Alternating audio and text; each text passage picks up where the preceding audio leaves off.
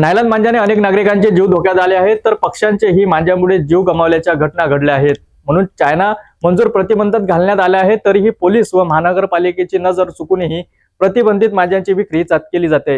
वरिष्ठांच्या आदेशान्वये व अमरावती महानगरपालिकेचे वैद्यकीय अधिकारी डॉक्टर अजय जाधव यांच्या उपस्थितीत प्रतिबंधित नायलॉन मांजा मोहिमेअंतर्गत रामपुरी कॅम्प परिसरात नायलॉन मांजा जप्ती मोहीम राबविण्यात आली.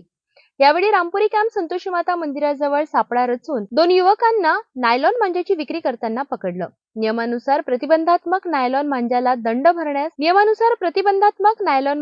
दंड भरण्यास सांगितल्यावर दंड भरण्यास मनाई केली. त्यामुळे त्यांच्यावर गाडगेनगर पोलीस स्टेशनमध्ये गुन्हा दाखल करण्यात आला. या कारवाईत पथक प्रमुख नोडल अधिकारी विक्की, ज्येष्ठ स्वास्थ्य अधिकारी विजय बुरे, राजू डिक्याव, स्वास्थ्य निरीक्षक इम्रान खान, पंकज तट्टे, अनिकेत फुके सहभागी होते. प्रतिबंधित मांजावर अमरावतीसह जिल्ह्याभरात कारवाई करण्यात येते. अमरावती महानगरपालिका एकीकडे कारवाई करते तर दुसरीकडे पोलीसही कारवाई करतात आहेत.